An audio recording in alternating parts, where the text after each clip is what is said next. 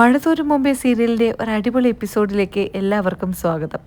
മനു വൈജയന്തിയെ കാണാനായിട്ട് വീട്ടിലേക്ക് വരികയാണ്. കണ്ടപാടെ വൈജയന്തി ചോദിക്കുന്നുണ്ട്, നീ എന്തിനാ മനു ഇങ്ങോട്ടേക്ക് വന്നത്? നീയാണ് ആ അലീനയെ ഇവിടെ കൊണ്ടുവന്നാക്കിയത്. ഇപ്പോൾ അവൾ എന്തായാലും ഇവിടെ നിന്ന് ഇറക്കി വിട്ടിട്ടുണ്ട് എന്ന് പറയുമ്പോൾ മനു പറയുന്നുണ്ട്, നിങ്ങൾക്ക് എങ്ങനെയാ ആൻറ്റി ആ ഒരു കൊച്ചിനെ ഇവിടെ നിന്ന് പറഞ്ഞു വിടാൻ വേണ്ടി മനസ്സ് വന്നത്? അത് ഈ കുടുംബത്തെ എത്രമാത്രം സ്നേഹിച്ചിരുന്നു എന്ന് നിങ്ങൾക്കറിയാമോ? ഇങ്ങനെ ഒരു വേലക്കാരിയെ നിങ്ങൾക്കിനി നിങ്ങളുടെ ജീവിതത്തിൽ കാണാൻ കഴിയുമോ എന്നൊക്കെ ചോദിക്കുമ്പോൾ വൈജയന്തിക്ക് ഭയങ്കര ദേഷ്യമാവുന്നുണ്ട്. വൈജയന്തി തിരിച്ച് മനുവിനോട് പറയുന്നുണ്ട്, മനു, നീ വായൊന്ന് അടക്കി വെച്ചുകൊണ്ടിരിക്കുന്നതാണ് നിനക്ക് നല്ലത്. അവൾ കാരണം ഈ വീട്ടിൽ എന്തൊക്കെ പ്രശ്നങ്ങളാണ് ഉണ്ടായത്. ഞാനും ബാലചന്ദ്രനുമായിട്ട് പിണങ്ങിയതിന് പിന്നിൽ അവളല്ലേ.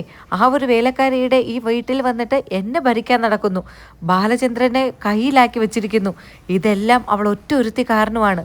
പിന്നെ ഞാൻ അവളെ പറഞ്ഞു വിടാതെ എന്താ മനു ചെയ്യേണ്ടത് എന്നൊക്കെ പറയുമ്പോൾ മനു പറയുന്നുണ്ട്, നിങ്ങൾ ചെയ്തത് എത്രമാത്രം മണ്ടത്തനമായിരുന്നുവെന്ന് നിങ്ങൾക്കത് പിന്നീട് മനസ്സിലാവും എന്ന് പറയുമ്പോൾ വൈജയന്തിക്ക് നന്നായിട്ട് ദേഷ്യം വരുന്നുണ്ട്. വൈജയന്തി ദേഷ്യത്തോടെ തന്നെ റൂമിലേക്ക് കയറി പോവുകയാണ്. മനു അവിടെ നിന്നും നേരെ മുത്തശ്ശിയുടെ റൂമിലേക്കാണ് കയറി ചെന്നത്. മുത്തശ്ശിയെ കണ്ടപാടെ ചെന്ന് വിളിക്കുന്നുണ്ട്. മുത്തശ്ശി എന്ന് വിളിക്കുമ്പോൾ മുത്തശ്ശി തിരിഞ്ഞു നോക്കുമ്പോൾ, ആ ഇതാരാ, മനു ആയിരുന്നോടാ എന്ന് ചോദിക്കുകയാണ്. അപ്പോൾ മനു പറയുന്നുണ്ട്, മുത്തശ്ശി, അലീന എവിടേക്കാണ് പോയത്? അലീന ഈ വീട്ടിൽ നിന്നും പോയത് മുത്തശ്ശിയും കൂടെ അറിഞ്ഞിട്ടാണോ? മുത്തശ്ശിയും ഈ ഒരു ക്രൂര പ്രവൃത്തിക്ക് നിന്നു അല്ലേ എന്ന് ചോദിക്കുമ്പോൾ മുത്തശ്ശി പറയുന്നുണ്ട്, ഞാൻ എന്ത് ചെയ്യാനാ മനു, ഞാനിവിടെ കിടന്നുകൊണ്ട് എനിക്ക് എന്തെങ്കിലും ചെയ്യാൻ കഴിയുമോ? രാജീവൻ ഈ വീട്ടിൽ വന്നപ്പോൾ എനിക്ക് മനസ്സിലായി അവൻ എന്തായാലും ആ കുട്ടിയെ ഇവിടെ നിന്ന് പറഞ്ഞു വിടുമെന്നുള്ള കാര്യം. പിന്നെ ഞാനും വിചാരിച്ചു അത് പോണെങ്കിൽ പോട്ടെ, അത് കാരണമല്ലേ ഇവിടെ നിൽക്കുമ്പോൾ വൈജയന്തിയും ബാലചന്ദ്രനും തമ്മിൽ പ്രശ്നങ്ങൾ കൂടിക്കൂടി വരുന്നത്. അങ്ങനെയാണെങ്കിൽ പിന്നെ അവൾ ഇവിടെ നിന്ന് പോട്ടെ, അവള് വെറുമൊരു വേലക്കാരിയല്ലേ. കുഞ്ഞിരാമേട്ടൻ മരിക്കുന്നതിന് മുമ്പ് ഈ വീട്ടിൽ ഏതെങ്കിലും ഒരു വേലക്കാരിയെ കൊണ്ടുവരണമെന്ന് തീരുമാനിച്ചിട്ടുണ്ടായിരിക്കും. അങ്ങനെയായിരിക്കും അവളെ ഇവിടെ കൊണ്ടുവന്നത് എന്ന് പറയുമ്പോൾ മനു പറയുന്നുണ്ട്, മുത്തശ്ശന് അലീനയെ കണ്ടപ്പോൾ എന്തെങ്കിലും ഒരു അലിവ് തോന്നിയോ അല്ലെങ്കിൽ ഒരു സ്നേഹം തോന്നി കാണും. അതായിരിക്കും മുത്തശ്ശൻ അലീനയെ തന്നെ ഈ വീട്ടിലേക്ക് കൊണ്ടുവന്നത്. ഇല്ലെങ്കിൽ ആ ഓർഫണേജിൽ എന്തുമാത്രം പെൺകുട്ടികളുണ്ടായിരുന്നു, അവരെ ആരെയും മുത്തശ്ശൻ ഇഷ്ടപ്പെട്ട് ഇങ്ങോട്ട് കൊണ്ടുവന്നില്ലല്ലോ എന്ന് പറയുമ്പോൾ മുത്തശ്ശി പറയുന്നുണ്ട്, എനിക്കറിയില്ല മനു, നിൻ്റെ മുത്തശ്ശൻ്റെ ഓരോ സമയത്ത് ഓരോരോ പ്രവൃത്തികൾ.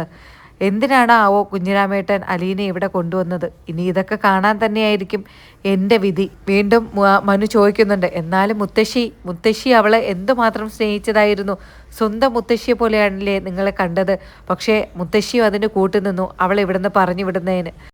മനു വീണ്ടും മുത്തശ്ശിയോട് പറയുന്നുണ്ട്, മുത്തശ്ശിയുടെ കയ്യിൽ ഫോണില്ലേ, അതിങ്ങ് തന്നെ, ഞാൻ രേവതിക്കുട്ടിയെ വിളിച്ച് ചോദിച്ചു നോക്കാം അലീന അങ്ങ് എത്തിയോ എന്ന്. അപ്പോൾ രേവതിക്കുട്ടിയെ വിളിക്കാനായിട്ട് മനു ഫോൺ എടുക്കുന്നുണ്ട്. അപ്പോൾ അതിൽ വിളിച്ച് ഫോൺ രേവതിക്കുട്ടിയായിട്ട് വിളിക്കുമ്പോൾ തന്നെ എടുത്ത് രേവതിക്കുട്ടി സംസാരിക്കുന്നത് അലീനയാണെന്ന് വെച്ചിട്ടാണ്. ആ ചേച്ചി, എന്ത് പറ്റി ചേച്ചി, എന്നെ വിളിക്കാമെന്ന് പറഞ്ഞിട്ട് ചേച്ചി ഇതുവരെയും വിളിച്ചില്ലായിരുന്നല്ലോ. അവിടെ എന്തൊക്കെയുണ്ട് വിശേഷങ്ങൾ, അവിടുത്തെ പ്രശ്നമൊക്കെ സോൾവ് ആയോ ചേച്ചി, അവരെ ഇറക്കി വിട്ടോ എന്നൊക്കെ ചോദിക്കുമ്പോൾ ഇവിടെ നിന്ന് മറുപടിയൊന്നും ഇല്ലാത്തത് കൊണ്ട് വീണ്ടും രേവതിക്കുട്ടിക്ക് ഒരു സംശയം തോന്നിട്ട് ചേച്ചി, അലീനേച്ചി എന്ന് വിളിക്കുമ്പോൾ മനു ഇവിടെ നിന്ന് സംസാരിക്കുന്നുണ്ട്. മനുവിൻ്റെ ശബ്ദം കേൾക്കുമ്പോൾ തന്നെ രേവതിക്കുട്ടിക്ക് മനസ്സിലാവുന്നുണ്ട്, ഓ മനുവേട്ടനായിരുന്നോ ഇത് എന്ന് ചോദിക്കുകയാണ്. എന്നിട്ട് രേവതിക്കുട്ടി മനുവിനോട് ചോദിക്കുന്നുണ്ട്, മനുവേട്ട, അലീന ചേച്ചി അവിടെ ഇല്ലേ? എന്ത് പറ്റി അലീന ചേച്ചിക്ക്? അലീന ചേച്ചി അവിടെ നിന്നും വരുന്നെന്ന് പറഞ്ഞിട്ട് പിന്നെ എന്നെ വിളിക്കാമെന്ന് പറഞ്ഞിട്ട് അലീന ചേച്ചി വിളിച്ചില്ലല്ലോ എന്ന് പറയുമ്പോൾ മനു പറയുന്നുണ്ട്, ഞാൻ കുറച്ച് കഴിഞ്ഞ് നിന്നെ അങ്ങോട്ട് വിളിക്കാം എന്ന് പറഞ്ഞ് മനുവിന് അങ്ങോട്ട് പറയാൻ വേണ്ടി ഒരു ഉത്തരവും കിട്ടുന്നില്ല. അപ്പോൾ വീണ്ടും മനു പെട്ടെന്ന് ഫോൺ കട്ട് ചെയ്യുന്നുണ്ട്. കട്ട് ചെയ്ത പാടെ തന്നെയാണ് ഫോണിൽ എന്തോ ചെറിയ സൗണ്ട് കേൾക്കുന്നത് മനു മനസ്സിലാക്കിയത്. ഫോണിൽ സംസാരിച്ചുകൊണ്ടിരുന്ന സമയത്തും എന്തോ ഒരു ഓൺ ആക്കിയതുപോലെ തോന്നി. രേവതിക്കുട്ടിയെ വിളിച്ച് വച്ച ശേഷം മനു ഫോൺ ചെക്ക് ചെയ്യാണ്. അപ്പോഴാണ് മനുവിന് മനസ്സിലായത് റെക്കോർഡ് ഓണായി കിടപ്പുണ്ട് എന്ന്. അപ്പോൾ മനു അത് ഓരോന്നായിട്ട് ചെക്ക് ചെയ്യുന്നുണ്ട്. അതിനിടയിലാണ് രേവതിക്കുട്ടി അലീനോട് സംസാരിക്കുന്ന ഒരു റെക്കോർഡ് ഓണാവുന്നത്. മനു അത് കേൾക്കുമ്പോൾ തന്നെ ഞെട്ടിപ്പോകുന്നുണ്ട്. അതിൽ രേവതിക്കുട്ടി പറയുന്നത്, ചേച്ചിക്ക് ആ സ്ത്രീയോട് പറഞ്ഞുകൂടായിരുന്നോ 20 കൊല്ലം മുമ്പ് നിങ്ങൾ പിഴച്ചു പെറ്റ സന്തതിയാണ് ഇപ്പോൾ നിങ്ങളുടെ മുമ്പിൽ നിൽക്കുന്നത് എന്ന് കേട്ടപാടെ തന്നെ മനു അങ്ങ് ഞെട്ടി തകർന്നു പോവുകയാണ്. മനുവിന് ഒരു കാര്യവും പെട്ടെന്ന് മനസ്സിലാവുന്നില്ല, ഇതാരാണ് പിഴച്ചു പെറ്റത് എന്നുള്ള കാര്യം. അപ്പോൾ പെട്ടെന്ന് തന്നെ അലീനയുടെ ഫോണിൽ ഉണ്ടായിരുന്ന ബാക്കി റെക്കോർഡുകളെല്ലാം മനു അത് സേവ് ചെയ്ത് മനുവിൻ്റെ ഫോണിലേക്ക് അയക്കുന്നുണ്ട്. ഉടനെ തന്നെ കാറിൽ ചെന്നിരുന്നിട്ട് മനു അത് ഓരോന്നായിട്ട് കേൾക്കാൻ തുടങ്ങി. അപ്പോഴാണ് മനുവിന് ആ സത്യം ആകുന്നത് അലീന വൈജയന്തിയുടെ മകളാണ് എന്ന്. അപ്പോൾ അവൻ ചിന്തിക്കുന്നുണ്ട്, വൈജയന്തി ആൻറ്റി കല്യാണത്തിന് മുമ്പ് ഒന്ന് പ്രസവിച്ചതായിരുന്നോ? ആ പെൺകുട്ടിയാണോ അലീന എന്നൊക്കെ ഇങ്ങനെ ചിന്തിക്കുകയാണ്. മനുവിന് ആകെ തലയൊക്കെ കറങ്ങുന്നത് പോലെയാണ് തോന്നുന്നത്. മനു വീണ്ടും ചിന്തിക്കുന്നുണ്ട്, ബാലേന്ദ്രൻ അങ്കിൾ വൈജയന്തി ആൻറ്റിയെ വെറുക്കാൻ കാരണം ഇതായിരുന്നോ? ഈ ഒരു സത്യം അങ്കിൾ അറിഞ്ഞിട്ടുണ്ടായിരിക്കുമോ?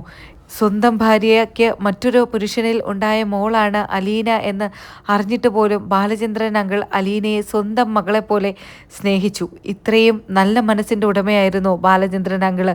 അങ്കിളിന് എങ്ങനെ ഇതിന് സാധിക്കുന്നു? അങ്ങനെ പല കാര്യങ്ങളാണ് മനുവിൻ്റെ മനസ്സിലൂടെ കടന്നുപോയത്.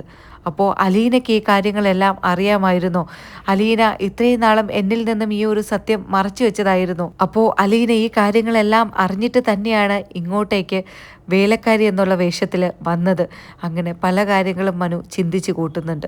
എന്നാലും ബാലചന്ദ്രനെ ആലോചിക്കുമ്പോൾ മനുവിന് വല്ലാത്ത സങ്കടമുണ്ട്.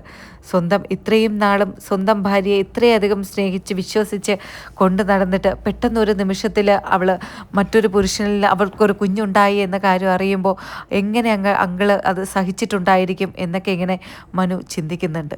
അപ്പോൾ വൈജയന്തി ആൻറ്റി വീട്ടിൽ നിന്നും പിടിച്ചിറക്കി വിട്ടത് അവരുടെ മകളെ ആയിരുന്നു. ഇത്രയും ക്രൂരത എന്തിനാണ് ആ സ്വന്തം മകളോട് ചെയ്തത്?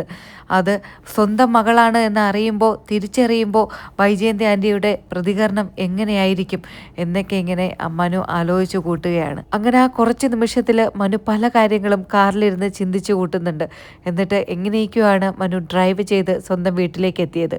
അലീന സ്വന്തം ചേച്ചിയാണ് എന്നുള്ള കാര്യം ബാലചന്ദ്രൻ തൻ്റെ ഇളയ മകളോട് പറയുന്നുണ്ട്. ചെറിയ മോൾക്ക് അലീനയോട് ഏറ്റവും കൂടുതൽ ഇഷ്ടം ഉണ്ടായിരുന്നെങ്കിലും ഈ ബാലചന്ദ്രനും വൈജയന്തിയുമായിട്ടുള്ള തർക്കം കാരണം അലീനയെ അവൾ മൈൻഡ് ചെയ്യാറേയില്ല.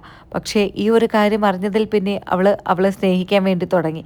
ഇനി അടുത്ത് ബബിതയോടാണ് ബാലചന്ദ്രൻ ഈ സത്യം തുറന്നു പറയാൻ പോകുന്നത്. അങ്ങനെ ഓരോരുത്തരായി അലീന സ്വന്തം കൂടപ്പിറപ്പാണ് എന്നുള്ള സത്യം അറിയാൻ തുടങ്ങുന്നുണ്ട്. അപ്പോൾ മഴത്തോരും മുമ്പ് സീരിയലിൻ്റെ ഈ ഒരു എപ്പിസോഡ് നിങ്ങൾക്ക് ഇഷ്ടമായാൽ ചാനൽ സബ്സ്ക്രൈബ് ചെയ്യാനും ഈ ഒരു എപ്പിസോഡ് ലൈക്ക് ചെയ്യാനും മറക്കരുത്.